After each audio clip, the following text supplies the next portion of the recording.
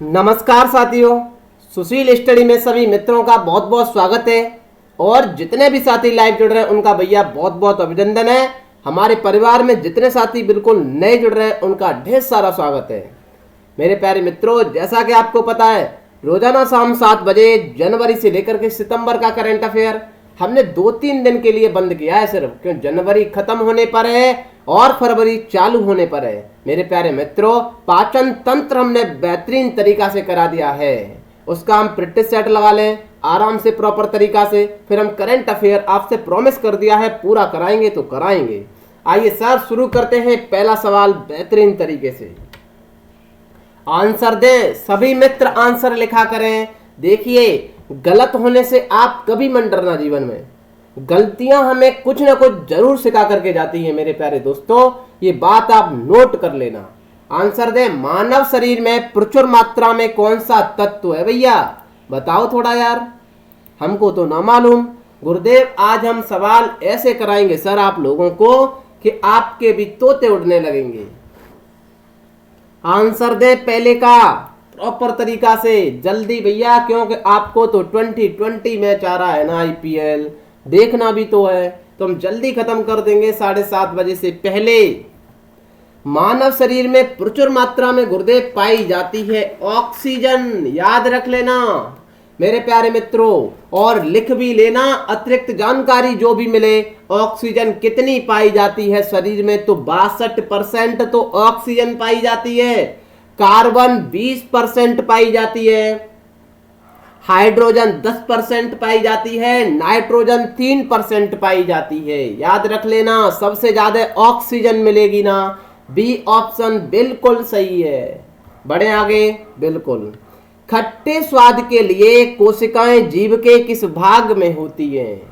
मेरे प्यारे दोस्तों याद करिए, जीभ हमने प्रॉपर तरीका से आपको पढ़ाई थी। जीभ में हमने बताया था कि स्वाद नलिकाएं कलिकाएं लगी होती हैं भैया, आराम से ये स्वाद चखती हैं तो सबसे पहले मीठापन तो पता लग जाता है, सिंपल है।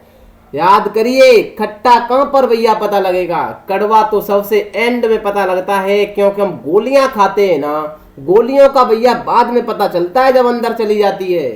तो दूसरे का आंसर दें। देखिए सवाल किस तरीके से घुमाए जाते हैं। पाचन तंत्र में हमने सब कुछ बता दिया है, अब आप खुद देखिए आपको कितना आता है। दूसरे का आंसर सभी मित्र देंगे। हमने बताया अगला हो नहीं सकता है, पिछला हो नहीं सकता है, मध्य भी नहीं हो सकता है, तो पार्श्व है। आपने देखा भी होगा, मीठापन होता है, फिर नमकीन होता है, फिर उसके बाद खट्टा हमने बताया था। सी ऑप्शन बिल्कुल सही है। बढ़े आगे। मानवों में स्वादेंद्रियां, अच्छा सर स्वाद लेने के लिए हमने कहा हाँ का पता लगाते हैं। बताइए सर किसका पता लगाती हैं? अरे गजब बात कर दी सर, ये तो बहुत सिंपल है। तीसरे का आंसर दें। जीभ किसका पता लगाएगी? बताओ। गंध का लगाएगी, स्पर्श का लगाएगी, स्वाद का लगाएगी कि सुनेगी? क्या लगाएगी भैया? तीसरा बताएं, जीभ किसका पता लगाती है मेरे प्यारे मित्रों? आंसर दें। देखिए सवाल किस तरीका से घुमाए जाते हैं। स्वाद का पता लगाएगी। तीसरे का सी ऑप्शन सही है। बढ़े आगे। आहार में लवण का मुख्य उपयोग है। चौथे का आंसर सभी मित्र देंगे। सर आहार में लवण का कार्य? हमने कहा जी हाँ, बताओ भैया। हम बता देते मेरे प्यारे मित्रों, भोजन को स्वाद बनाना, भोजन को स्वादिष्ट बनाने का काम लवण का होता है। बी ऑप्शन बिल्कुल सही है। बढ़े आगे। बिल्कुल आराम से भैया, कोई दिक्कत तो नहीं है? बताइए, आपका परिवार है, कमेंट बॉक्स में बताया करें सर जल्दी है कि धीमे है। आहार नाल एक लंबी नली है। हमने कहा गजब बात कर दी, हमने तो अपने मित्रों को पहले ही बताया था भैया। सबसे पहले फर्स्ट पेज याद करिए।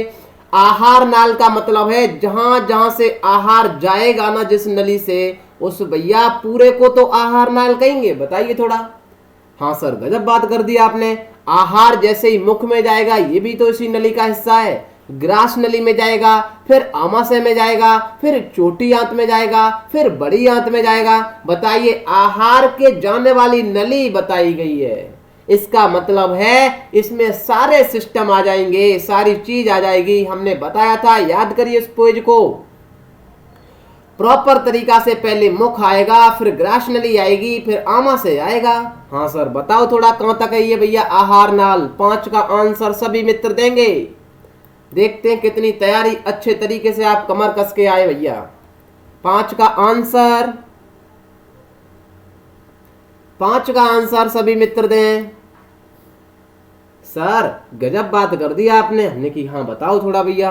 आमाशय से लेकर के, हाँ याद करिए, आमाशय से लेकर के कहाँ तक है सर? हमने कहा गजब बात कर दी भैया, हद है। आमाशय से होगा? ना ना ना सर, मुंह से लेके गुदा तक का। बी ऑप्शन सही है। आहार नाल तो मुंह से शुरू हो जाता है, गुदा तक का होता है, याद कर लेना।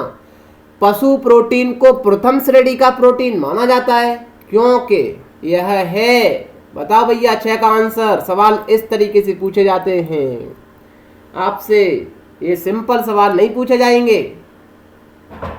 6 का आंसर सभी मित्र दें। पशु प्रोटीन को प्रथम श्रेणी का प्रोटीन माना जाता है, क्यों माना जाता है? आंसर दें। हाँ सर, ये बाजार में सस्ता होता है क्या? ना ना ना गुरुदेव। सुपाच्य होता है क्या? ना बिल्कुल नहीं है ये भैया। बिल्कुल देखिए मेरे प्यारे मित्रों, जब भी प्रोटीन आ जाए ना तो आपको याद रख लेना है कि प्रोटीन तो अमीनो एसिड से मिलकर के बनती है, तभी तो अमीनो एसिड में प्रोटीन टूटती है, क्योंकि हमारी सेल को तो क्या पसंद है? अमीनो एसिड पसंद है। बताइए, आंसर दें। हाँ सर गजब बात कर दी। हमने कहा तो अनिवार्य है कि अमीनो एसिड से भरपूर होगा, तभी इसको भैया पशु प्रोटीन को प्रथम श्रेणी का प्रोटीन माना जाता है। थम्स अप करिए। हाँ सर बिल्कुल बात सही है। क्यों? जो प्रोटीन, जब भैया सबसे ज्यादा प्रोटीन अच्छी कौन सी मानी जाएगी? जिसमें ज्यादा अच्छे भैया क्या होंगे? अमीनो एसिड ज्यादा होंगे, वो प्रोटीन सबसे बेस्ट पहली श्रेणी की मानी जाएगी। हमने कहा बिल्कुल, तो इसमें अमीनो एसिड भरपूर होते हैं। सी ऑप्शन सही है। गहरे तले हुए खाद्य पदार्थ कैंसर जनक होते हैं क्योंकि उनमें प्रचुरता किसकी होती है? बताओ भैया। 7 का आंसर सभी मित्र देंगे। 7 का आंसर जल्दी करें थोड़ा, क्योंकि भैया सभी मित्रों को आईपीएल देखना है।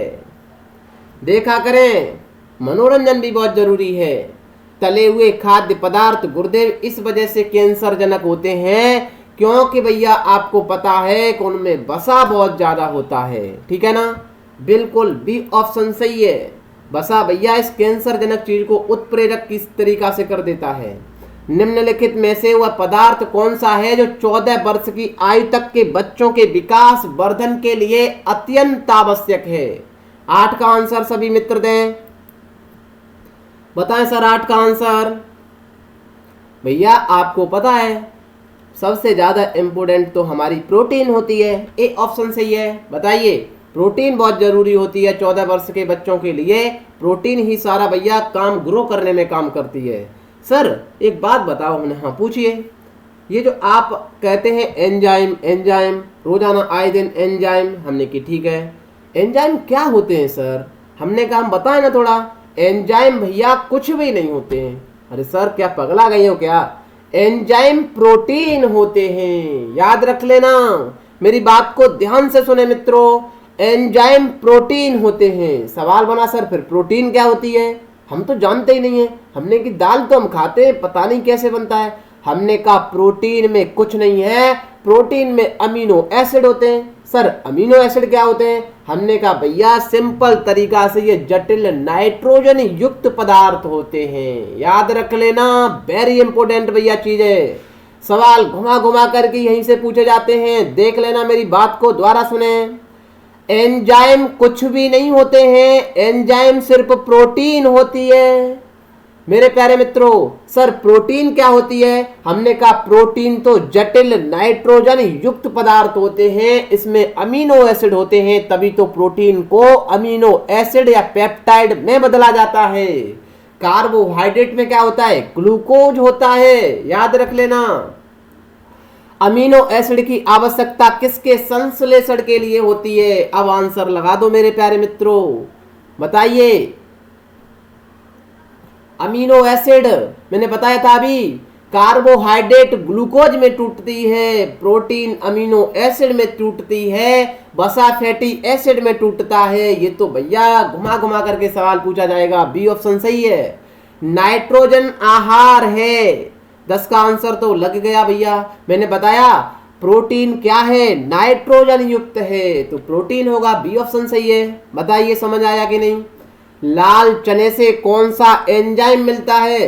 गुरुदेव पहले तो ये बताओ कि लाल चना होता क्या है, हमने तो आज तक लाल चना नहीं देखा। हमने कहा गजब बात कर दी आपने, ये विकासशील देशों में मिलता है सर। हम बताएं आपको, जो अरहर की दाल आप देखते हैं उसे लाल चना बोलते हैं। अरे सर गजब बात कर दी, अरहर की दाल को लाल चना, हम तो आज पहली बार सुन रहे हैं। हमने कहा आप बहुत सारी चीजें पहली बार सीखेंगे, इसमें कौन सी दिक्कत है साहब, ठीक है ना। याद है ना आपको, अरहर की दाल को लाल चना बोलते हैं गुरुदेव, ये तो हमारे यहाँ भी पाई जाती है। हमने कहा हाँ पाई जाती है ना, तो बताओ थोड़ा, लाल चने में कौन सा एंजाइम मिलता है?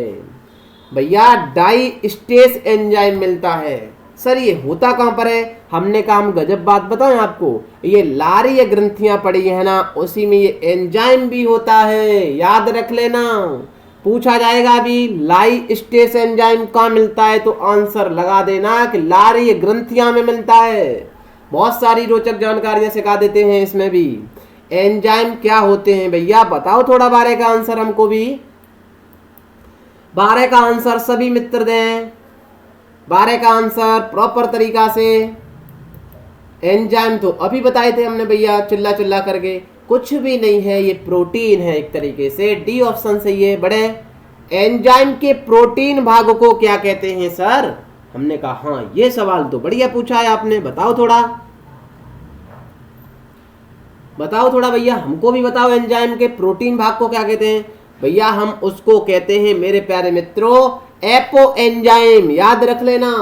एंजाइम के प्रोटीन भागों को एपो एंजाइम कहते हैं। यदि एपो एंजाइम की असक्रियता हो जाए, यदि ये ना हो, तो उसे हम प्रो एंजाइम कहते हैं या जाइमोजन कहते हैं। लिख लेना इस पॉइंट को, पूछा गया था मेरे प्यारे मित्रों एसएससी में 2013 में। देखिए मैं डिक्टो सवाल वही लेकर के आता हूँ। एंजाइम तो प्रोटीन होता है, ठीक है सर, फिर प्रोटीन होता है तो उसको कहते क्या है? हमने कहा एपो एंजाइम कहते हैं। यदि सर एपो एंजाइम ना हो तो क्या कहेंगे? हमने कहा प्रो एंजाइम कहेंगे या जाइमोजन कहेंगे। लिख लेना, बढ़े आगे। बिल्कुल, मछली एक प्रथम श्रेणी का प्रोटीन है। अरे सर तभी तो कहते हैं सबसे ज्यादा प्रोटीन मछली में मिलता है, अंडे में मिलता है, मांस में मिलता है, दूध में मिलता है। याद रख लेना, मछली प्रथम श्रेणी की प्रोटीन है। हमने कहा ठीक है, गजब बात कर दी। इसमें क्या होता है इस वजह से प्रथम श्रेणी की है? हमने अभी चिल्ला चिल्ला करके बताया था भैया, बताओ थोड़ा प्रथम श्रेणी की किस वजह से है? लॉजिक लगाओ थोड़ा, पढ़िए थोड़ा बहुत ज्ञान।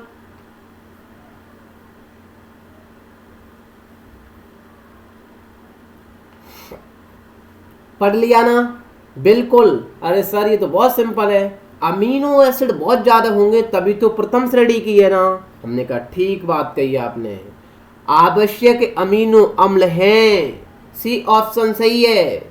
भैया याद कर लेना, प्रोटीन टूटता ही किस में? आप बताइए, आपने जो मशीन लगा रखी है जिसे पाचन तंत्र कहते हैं, ये क्या काम करती है बताओ? पहले तो हम 2 दिन से 3 दिन से पढ़ा रहे हैं, आपको ये तो समझ आ गया होगा, थम्स अप करना कि हाँ सर ये पाचन तंत्र करता ही क्या है। ये जो हमने पूरा मील बना रखा है, जैसा कि आप धान मील में जाते हैं ना, धान को भैया तुड़वाते हैं, बहुत सारा काम करते हैं, ऐसा एक तंत्र लगा है। ये करता क्या है? ये 3 ही काम करता है। जिसे हम खाते हैं ना, उसमें से भैया कार्बोहाइड्रेट को तो बदल देता है ग्लूकोज में, ठीक है सर। हमने कहा उस और भैया जो प्रोटीन आती है ना, उसे तोड़ देता है पेप्टाइड में या अमीनो एसिड में। इसका मतलब क्या है? पहले सिंपल सा समझें, जब इसमें तोड़ रहा है तो सर ये मतलब इकट्ठे होकर के बने हुए हैं। हमने कहा हाँ, इतना तो सिंपल है। आप बताइए थोड़ा, आप एक मिट्टी का कोई बर्तन बनाएं, ठीक है सर, तो उसे तोड़ेंगे तो मिट्टी नहीं बनेगी, बताओ। यही काम तो हमारा पाचन तंत्र करता है, उसकी जो पहली वाली स्थिति है उसमें पहुंचा देता है। जैसे हमने दाल खाई, दाल में प्रोटीन तो है, बट भैया प्रोटीन तो है मेरे प्यारे मित्रों, याद रख लेना। हमको कैसे दिख रही है वो प्रोटीन, उसे भैया प्रोटीन से मिलकर के दाल मिली है, दाल बनी है ना, उसी प्रोटीन में पहुंचा देता है जिससे वो बनी है। सिंपल सा है, आवश्यक अमीनो अम्ल है। ठीक है, डाइस्टेस एंजाइम का स्रोत क्या है सर? मैंने अभी बताया था, बताइए। 15 का आंसर दें सभी मित्र। बहुत सारे देखिए, डबल बार शासन को देखें, अतिरिक्त जानकारी उसे लिख लें प्रॉपर तरीका से। डाइस्टेस एंजाइम का स्रोत है क्या? बताओ मेरे प्यारे मित्रों। सर ये लार ग्रंथि में पाई जाती है, ए ऑप्शन सही है। बढ़े, दूध में दूसरा सबसे बड़ा तत्व क्या होता है? आंसर बताओ 16 का मेरे प्यारे मित्रों। 16 का आंसर दें सभी मित्र। सभी मित्र आंसर दें 16 का। हाँ सर, दूध में सबसे बड़ा तो जल होता है। हमने कहा ठीक है। दूसरा नंबर हमने आपसे पूछा है तो बता दो भैया, दूसरा सबसे ज्यादा होता है मेरे प्यारे मित्रों। आंसर लगा दो, शर्करा होती है।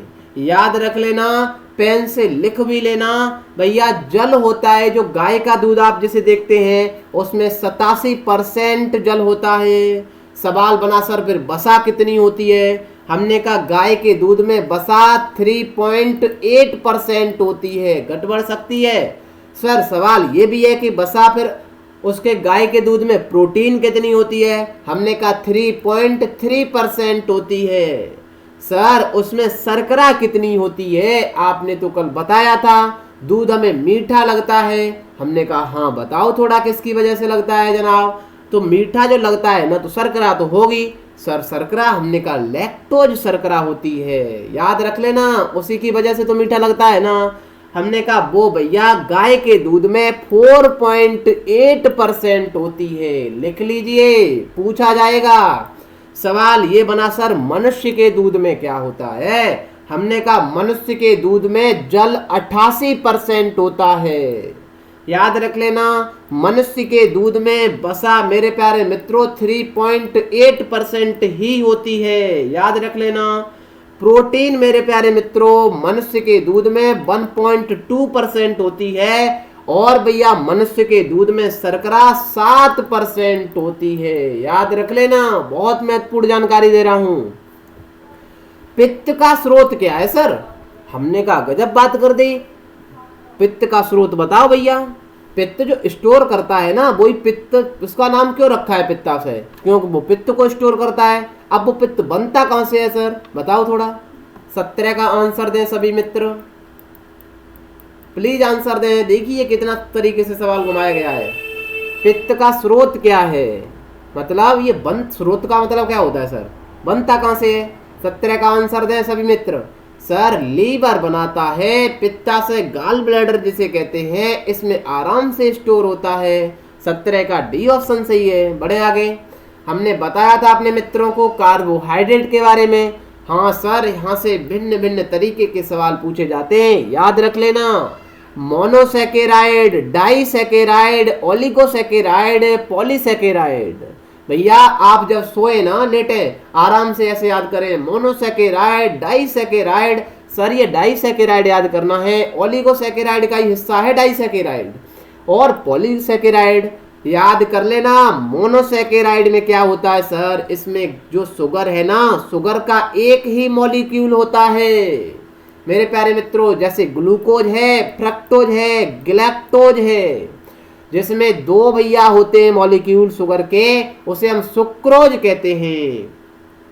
याद रख लेना मेरे प्यारे मित्रों, यही सुक्रोज को हम टेबल शर्करा कहते हैं। दोबारा सुने, ये सवाल भैया मेरे प्यारे मित्रों पूछा गया था 10+2 में 2013 में। याद रख लेना जनाब, रेलवे में तो कई तरीके से पूछा गया है सवाल घुमा घुमा करके। जो सुक्रोज है ना, ये सुक्रोज सर क्या होती है? हमने कहा इसमें 2 ग्लूकोज होते हैं सर। बहुत सिंपल है सर। अच्छा, हमने कहा इसे टेबल शर्करा भी कहते हैं। याद रख लेना मेरे प्यारे मित्रों। सर ये लैक्टोज क्या है? हमने की गजब बात कर दी यार, आप चीनी नहीं खाते हैं, ये लैक्टोज ही तो वह चीनी है जो ये लैक्टोज है। इसका मतलब है उस चीनी में भी ग्लूकोज के अन्य पार्ट मिलाए गए हैं, एक से ज्यादा है। माल्टोज भी, स्टार्च को माल्टोज में तोड़ा जाता है। ये हमने कल प्रॉपर तरीका से सिखाया था मित्रों, याद कर लेना किसके कौन से उदाहरण है। यही डिक्टो पूछे जाते हैं सेम, क्योंकि भैया बहुत सारे छात्रों को यही याद ही नहीं रहते। स्टार्च पॉलीसैकेराइड का उदाहरण है, और भैया ये वो ग्लाइकोजन है, ये पॉलीसैकेराइड का है, और ये सेल्यूलोज याद कर लेना। मेरे प्यारे मित्रों एक बात सुने ध्यान से, सेल्यूलोज का पाचन मानव के शरीर में नहीं होता है। दोबारा सुने इस बात को, आपने यदि भैया प्रॉपर तरीके से पढ़ा हो तो मैंने आपको बताया था कि बड़ी आंत होती है, उसमें सेल्यूलोज के भैया लिए कुछ एंजाइम निकलते हैं, वो पशुओं में पाए जाते हैं। बताइए, थम्स अप करिए। सवाल इतनी बार पूछा गया है ये, क्योंकि आप भैया डिक्टो आंसर लगा देंगे, क्योंकि भैया मानव के शरीर में तो सारी चीजों का पाचन हो जाता है ना। याद रख लेना, सेल्यूलोज का पाचन मानव की बॉडी में नहीं होता है, ये पशुओं में बड़ी आंत में इसके कुछ एंजाइम निकलते हैं, उससे उसका पाचन होता है। ठीक है ना, बढ़े आगे। ये सारा कुछ हमने बता दिया है, पढ़ लेना। लीवर किससे भरपूर है भैया, बताओ, थोड़ा लॉजिक लगाओ। 18 का आंसर आपको भी पता चलेगा। सर सवाल इस तरीके से पूछे जाते हैं, हमने कहा जी हाँ मेरे प्यारे मित्रों, याद रख लेना, याद रख लेना सवाल किस तरीके से पूछे जाते हैं। लीवर किससे भरपूर है, हमने कहा यार गजब बात कर दी। आप बताओ, हमने कल ही बताया था आपको मेरे प्यारे साथियों, हमने कहा अम्लीय माध्यम से आमाशय से भोजन आता है, छोटी आंत में जाता है। ठीक है सर। हमने कहा वहां वसा के पाचन के लिए भैया पित्त डालता है 2 बूंदे, बताइए बताया कि नहीं। तो वहां भैया लीवर ये वसा से भरपूर होगा ना, वसा से होता है। आप सभी मित्रों को तो प्रॉपर तरीका से ये पता है ना, हमने बताया कि नहीं, थम्स अप करिए कि नहीं पहले ये बात। हमने कहा वसा में घुलनशील विटामिन भी पूछी जाती हैं, तो vitamin A, vitamin D, vitamin E, vitamin के, ये वसा में घुलनशील विटामिन है, याद रख लेना और लिख लेना। ए, डी, ई, के ये विटामिन वसा में घुलनशील विटामिन है। सब्जियां जल्दी खराब हो जाती हैं, हाँ पता है ना हमको, क्योंकि उनमें अधिक मात्रा में क्या होता है। 19 का आंसर दें मेरे प्यारे मित्रों, उनमें होता है प्रॉपर तरीका से सबसे ज्यादा जल होता है। ए ऑप्शन सही है। आइए सर आगे बढ़ जाते हैं। निम्नलिखित में से कौन सा अंग ग्लाइकोजन को ग्लूकोज में बदल देता है और रक्त को शुद्ध कर देता है, बताइए थोड़ा भैया, आंसर दें। 20 का सभी मित्र, ये मैंने प्रॉपर तरीका से आपको बताया था, बताइए कि नहीं कराया। ग्लाइकोजन को ग्लूकोज में बदलने का काम कौन करता है भाई, बताओ थोड़ा, बताओ मेरे प्यारे मित्रों। ग्लाइकोजन को ग्लूकोज में, 20 का आंसर देख रहा हूं कितने लोग देते हैं। चलिए मैं बताता हूं। मैंने जब आपको लीवर पढ़ाया था तब मैंने 2 क्रियाएं लीवर की बताई थी। एक बताई थी ग्लाइकोजेनेसिस की क्रिया, थम्स अप करिए, बताया कि नहीं। एक मैंने बताई थी ग्लाइकोजिनोलिसिस की क्रिया। आइए मेरे प्यारे मित्रों मैं समझा देता हूं, क्योंकि आप तो पढ़ना जानते नहीं हैं। क्या होती है सर, देखिए आपने जब अग्नाशय पढ़ा था, हाँ सर पढ़ा था, प्रॉपर तरीका से मेरी बात पर ध्यान दें। अग्नाशय जब गुरुदेव पढ़ा ना, तब हमने बताई थी कि 2 ग्रंथियां होती हैं। एक तो बाह्य स्रावी ग्रंथियां होती हैं जिन्हें एक्सोक्राइन ग्लैंड कहते हैं, एक एंडोक्राइन ग्लैंड होती हैं जिन्हें हम अंतःस्रावी ग्रंथि कहते हैं। हमने की डन है ना इतनी बात। मेरे प्यारे मित्रों याद रख लेना, बाह्य स्रावी ग्रंथि होती है वो एंजाइम का स्राव करती हैं, जो अपना भैया आराम से जूस किसी पाइप के माध्यम से ले जाती हैं। याद रख लेना सर, एंडोक्राइन का मतलब है अंतःस्रावी ग्रंथि। मेरे प्यारे मित्रों अंतःस्रावी ग्रंथि वे ग्रंथि होती हैं जो डायरेक्ट अपना जूस ब्लड में छोड़ देती है, किसी पाइप की जरूरत नहीं पड़ती है। याद रख लेना मेरे प्यारे मित्रों, अंतःस्रावी ग्रंथि हार्मोन का स्राव करती हैं। बताइए थम्स अप करिए। मैंने आपको बताई थी कल ही, जो थायराइड ग्रंथि होती है वो अंतःस्रावी ग्रंथि है। याद रख लेना मेरे प्यारे मित्रों, मैंने कल प्रॉपर तरीका से आपको बताया था। होती कहां पर है, ये लैरिंक्स के ऊपर लगी होती है। इसी थायराइड के पीछे डिक्टो जैसे दोनों हाथ मिलाइए, अपने मिलाइए थोड़ा, एक हाथ आगे एक हाथ पीछे, ऐसे ही उसके पैराथायरॉइड ग्रंथि उसके पीछे जस्ट होती है, ठीक है ना।